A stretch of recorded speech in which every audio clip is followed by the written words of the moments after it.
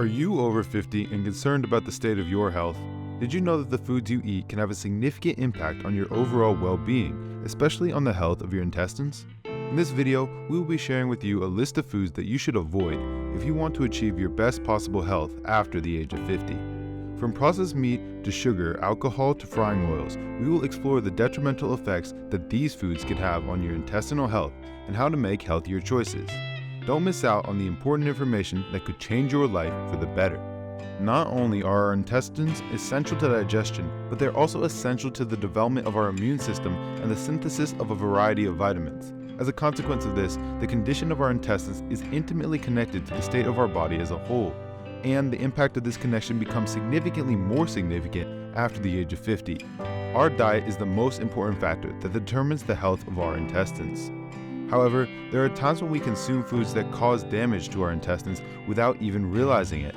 In this video, we present a list of the foods that are the most detrimental to our intestinal health and should be eliminated from our diet in order to achieve our best possible health.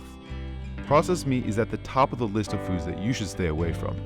Research has shown time and time again that processed meats such as hot dogs, sausages, and ham are among the foods that are most toxic to our intestines and cause the most damage. In a broad sense, the term processed meat refers to any meat that is not composed entirely of raw meat. In addition to this, research has shown that eating processed meat is associated with a significantly increased risk of developing colon cancer. Avoiding eating processed meat because it has high level of nitrosamines, which are compounds that are toxic and cause cancer. These compounds are produced during the manufacturing process of processed meat and can be found in high concentrations in processed meat. In addition, these products include potentially hazardous components such as trans fat, an excessive amount of sodium, preservatives, flavor enhancers, and stabilizers, some of which might not be dangerous while others might be. Therefore, it is best to choose a whole piece of meat and prepare it at home rather than to go out to eat. It is not a healthy way to prepare meat to roast it, regardless of whether or not the piece of meat is intact. Although it may be acceptable for younger people, as one gets older, it can cause problems with one's digestive system. Fried meat in particular can be rough on the digestive tract, and it can take up to 7 hours for the body to digest it properly after eating it. This can result in an increased production of acid, which in turn can lead to gastritis and reflux disease. Carcinogens are produced during the frying process, which places a significant burden on the pancreas when the meat finally reaches the intestines and causes the pancreas to work harder than it normally would. In addition, the quality of the oil that is used for frying is a matter of some concern. The preparation of food by boiling, baking, steaming, or microwaving it rather than frying, it is regarded as a healthier alternative by experts. In point of fact, microwaving is a significantly more nutritious alternative to frying, and stir-frying, which entails cooking food by completely submerging it in boiling oil, is the unhealthiest method of all. Which kind of oil do you like to use most often for frying? It can be difficult to reach the required temperature for frying without causing the oil to smoke, because the smoking point of each type of oil is different. In order to solve this problem, a refined cooking oil that is only suitable for frying was developed.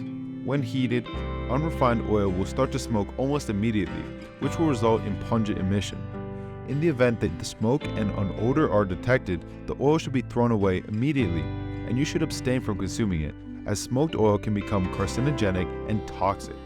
Because it has a higher point at which it starts to smoke, refined oil is better suited for frying. Having said that, there are a few things to take into consideration. It's not a good idea, but many people make the mistake of using refined oil in their salads and other dishes on a regular basis. Glycerol ethers, which are found in significant quantities in refined oil, are known to be both toxic and carcinogenic. This presents a risk, but unfortunately, it is a reality of the products that are available in the times that we live in. Sugar has a very negative impact on the microflora that live in our intestines, which in turn has a very negative effect on our intestinal health. This intricate ecosystem has a significant impact on our health as a whole, influencing aspects such as our mood as well as the synthesis and absorption of important vitamins. Consuming sugar can cause a disruption in the natural balance of microflora in our gut, moving it closer to a state where it is more likely to cause disease. This finding has been demonstrated by a number of studies. This can lead to death of the beneficial microbes, leading the pathogenic microbes to take their place. The pathogenic microflora that develops as a result can eventually lead to serious health issues, such as Parkinson's disease and Alzheimer's syndrome. The impact is not restricted to the brain. Significant changes can also occur in the gastrointestinal tract as a result. When considering all of these repercussions, it is difficult to argue that sugar consumption is anything other than harmful. The discussion of alcohol comes up next. It was previously thought that men could safely consume up to 40 grams of pure alcohol, and that women could safely consume up to 20 grams, which is approximately 1 ounce. However, modern experts have concluded that there is no such thing as an acceptable amount of alcohol consumption. The amount that is taken is the most important consideration. When we drink within healthy limits, the risks that we face are much lower and more manageable. Although it is physically impossible to live in a completely sterile environment, drinking alcohol in excessive amounts is harmful to our health. It can raise the risk of developing cancers of the gastrointestinal tract and prevent the intestines from absorbing vital nutrients like proteins and vitamins, for example. The consumption of beer or other alcoholic beverages with a lower proof, such as wine or cider, could be considered by some individuals as a more responsible and less harmful alternative to the drinking of hard liquor. Having said that, this does not in any way constitute a comprehensive solution. Intestinal issues may manifest themselves as a consequence of drinking large quantities of beverages that could contain a trace amount of alcohol or none at all. For instance, drinking an excessive amount of beer can cause an overgrowth of harmful microorganisms in the small intestine, which can lead to bloating, digestive issues, and general discomfort in the body. When faced with conditions such as these, it is absolutely necessary to seek medical attention. Our diet is the single most important factor that plays a role in determining the health of our intestines, which in turn plays a critical role in determining our overall well-being. Avoiding foods like processed meat, fried food, sugar, and alcohol can have a significant impact on our intestinal health and is especially important for people over the age of 50. Fried foods can cause digestive problems and produce carcinogens, while processed meat may contain harmful compounds that can cause cancer. Processed meat may also cause cancer.